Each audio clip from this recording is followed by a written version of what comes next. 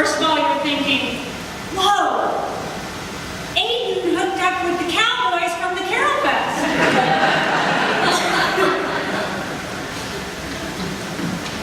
Some of you are thinking, sweet, quiet, mild-mannered Aiden who sings in the choir. Dude can sing and he can play that bass. And he hooked up with the cowboys from the Carol Fest. So 2 years ago at Carol Fest, Aiden walks in to the Christmas Carol Fest show that we had. And I'm like, Aiden, good to see you, dude. He goes, my dad and my uncle are singing in the show. And I went, really? He goes, yeah, they're 3 Trails West. Now, at Jazz Carol Fest, we don't have a lot of cowboys. And so the first year, I just said, please, baby Jesus, let them be nice to the cowboys. Because they're kind of a particular crowd. The cowboys, meaning Aiden's dad, Aiden's uncle, and they have a third guy who sings with him as well, who's not Aiden, brought the house down. To which I said to Tim Whitmer, I know we don't normally have return acts, but those guys have to come back. So now they're on a twofer. So when Reverend Monner and I were thinking about music for this Love Rescue Me series, we came up with this song by John Prine. He came up with the song, and once he said it, I was like, oh, Mr. Steitz, I love John Prine, but many of his songs aren't appropriate for church, not even for our church. We talked about what they obeyed God.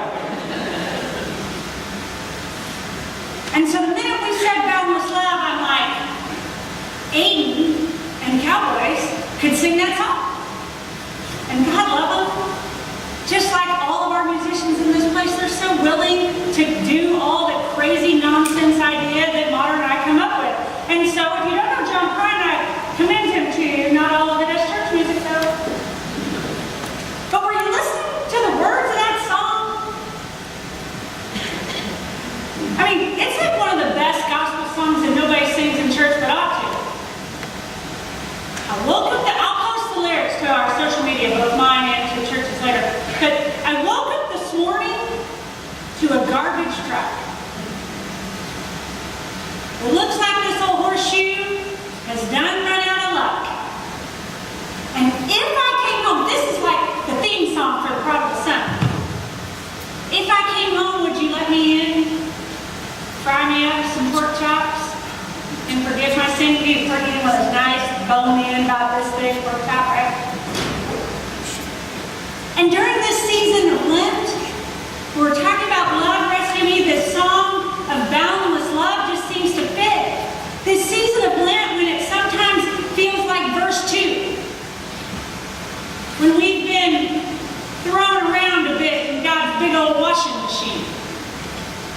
Bouncing us around and spinning us in circles and absolutely confounding and dumbfounding us with these stories, these parable stories that have literally confounded and dumbfounded us every week, but stories of this boundless love of God that we can't quite get our heads around, but feel compelled to come back to, compelled to draw close to, compelled to bind ourselves to, again, again, again. That's this song. It's got a simple message and a catchy tune, and it makes me smile, and it's the perfect counter to this parable of the talents. I read it out of a different version this morning because I like the way it talks about coins, because so often we get stuck on that talent word in the parable of the talents, which is normally how we read it. And I want us to be clear that this is not just a story about your personal talents, the things that you happen to be good at. My athletic talent, Aiden's musical talent, somebody else's Grace's artistic talent. This story, the kingdom of heaven is like a very, very, very rich person. A very, very, very rich person who entrusts an overwhelmingly obscene to his slaves. We don't usually like to use the language of slaves. We usually like to switch it up to servants, but I think it's important for us to pay attention to that and remember that. Most everyone agrees that this is an overwhelmingly obscene amount of money. 1 talent is about 15 years of wages for a day laborer. Now, you're thinking, how much money is that, Shanna? Well, I did the math. Math is not my strong suit, but I think I've got it close. Yeah, the old math teacher up there smiling, going, I'm doing it in my head while you're figuring it out, girl. In case you don't know, the federal minimum wage is $8.60. 40 hours a week, 52 weeks a year, 15 years, pre-tax, Scott. You're looking at about $300,000 for 1 talent. Now, don't get caught up in the math. Tax season's still a couple of weeks. Only know that this is a lot of money, especially for a slave. And we miss that because we think a talent is the fact that Aiden can play that upright bass, as opposed to the fact that it is a measurement of money. These slaves are entrusted with a responsibility beyond what they could deserve as slaves, or even imagine. And most people read this and think, wow, this master must be so generous. So generous. And the servants must be so trustworthy. This master's going to be gone for a long time, and he entrusts these servants with this crazy amount of money. And then, of course, you might have walked into our staff meeting on Tuesday this week. And the first thing that happens was our business administrator says, so let me get this straight. A master is a thief and a crook. The kingdom of heaven is like a man who goes, the what? He harvests where he does not plant seeds. And then suddenly, because this is what happens in our staff meetings, suddenly we had a whole conversation that the master is really Tony Soprano.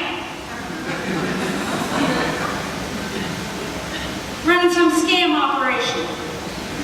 And this one poor servant is a snitch and decides to no longer be complicit in Tony Soprano's scam operation, and he's lucky to have just been thrown out into the outer darkness and not dropped in the Jersey River.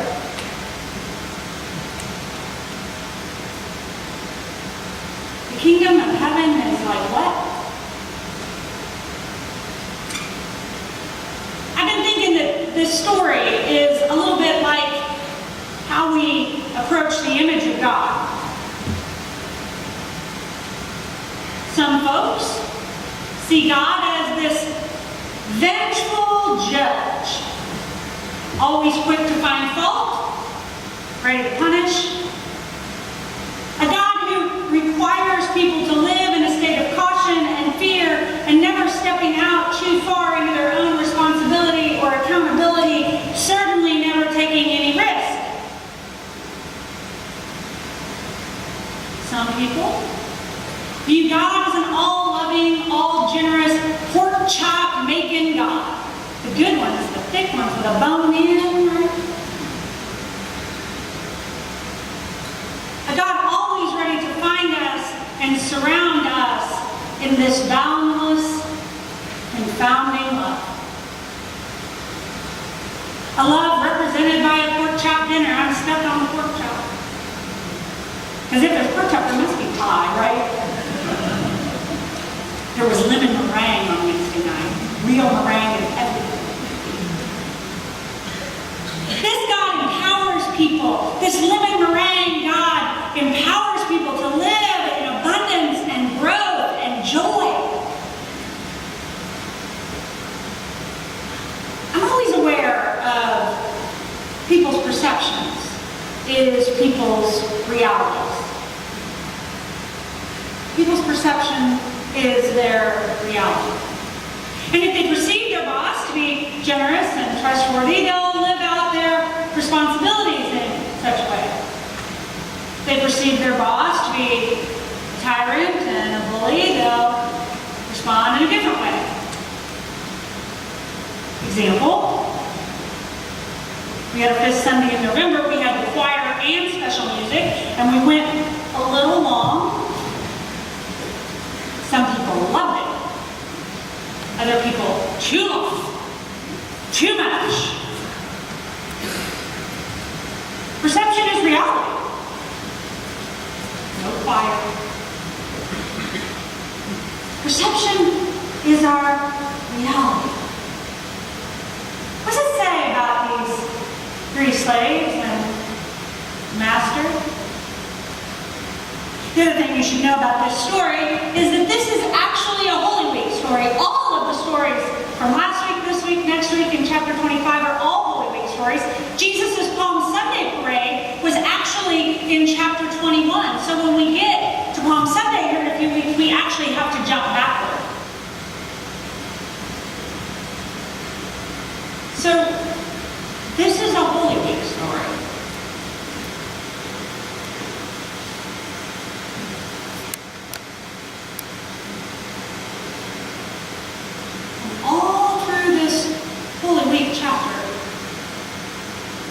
Jesus keeps telling these stories about what the kingdom of heaven is like, what the kingdom of God is like. And maybe this week Jesus is telling the disciples that the kingdom of God is like this boundless love. That the disciples have been given this boundless love. A love bigger than they could imagine or deserve, entrusted with this overwhelming responsibility. And the question that the disciples have is, will you multiply it? Or will you keep it to yourself and bury it in the ground? Maybe you ask the question a different way. Are you living your life of faith from a starting place of fear or a place of abundance?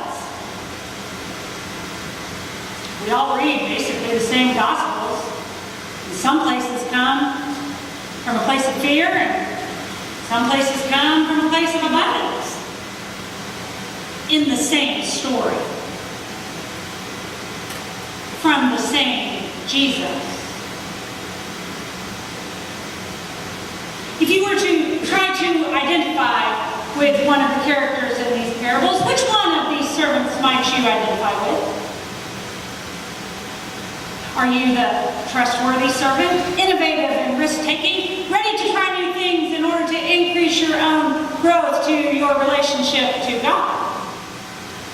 Ooh, yeah, we all say, ooh, yeah, that's me, I want to be that one. Maybe. Or are you a little more hesitant, like the third servant? Most of us are probably a combination of both, I suppose. And I wonder, in this confounding and dumbfounding parable, if Jesus was suggesting to the disciples that they were a bit of both too.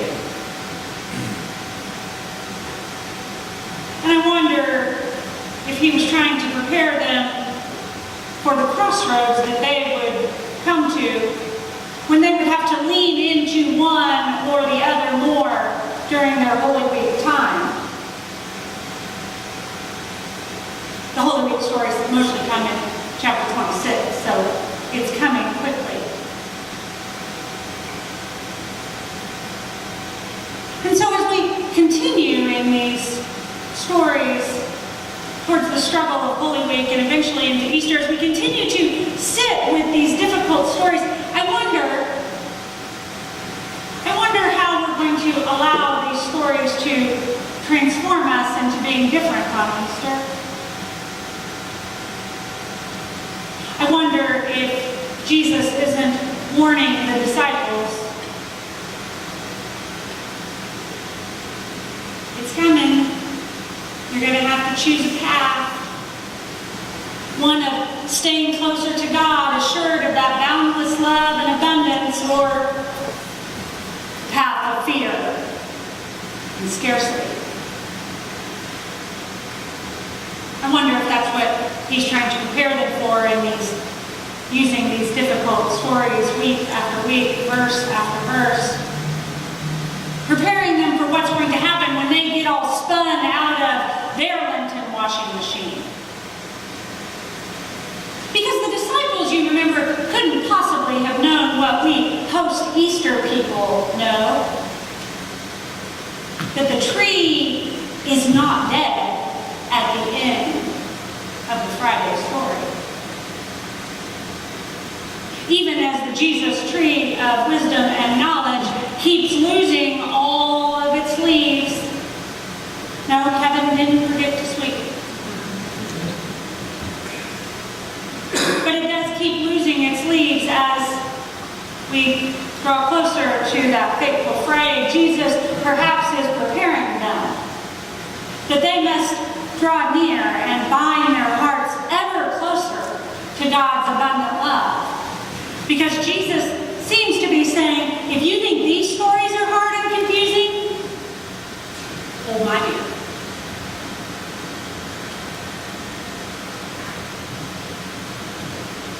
Maybe that's why Jesus keeps telling these stories that make us wonder if God really is this pork chop cooking, welcoming God. Or this vengeful master who inspires fear. Perception, same story. Reality.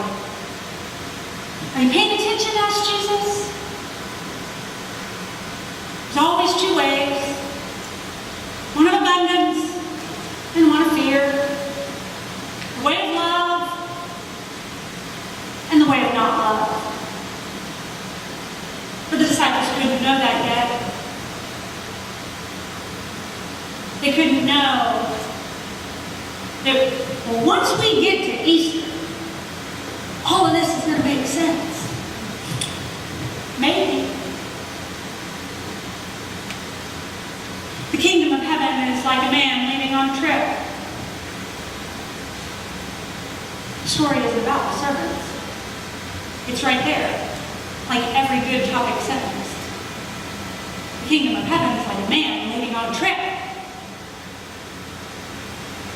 Not about the servants necessarily. It's not even about the money. It isn't about you. It isn't about me. It's about the kingdom of God. And you think you get your head around it, says Jesus. But perhaps it is about how we are called and challenged by this story to be a part of the kingdom of God. To be a part in an active way. To foreshadow to the disciples that all of them are needed to help grow the kingdom of God, not just the first two that sit atop. It's not enough just to have two of them.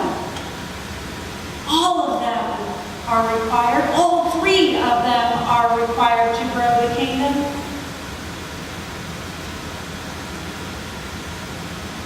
I wonder if that isn't what all these stories in Lent have been about. How best to flourish in God's beloved community. And this week in particular, how to widen that influence of God's boundless love. What do you need to invest in this week?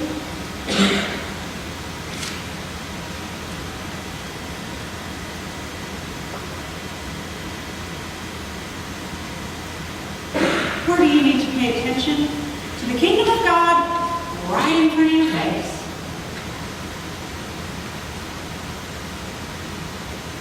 Or you can just take this generous gift of a bone-in pork chop cooked perfectly on the grill, this boundless love, this generous gift from the Holy One, and bury it in the ground, keeping it all to yourself, because there may not be enough.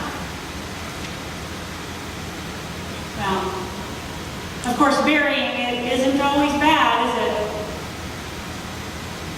Sometimes you find out later that what you buried was actually a seed.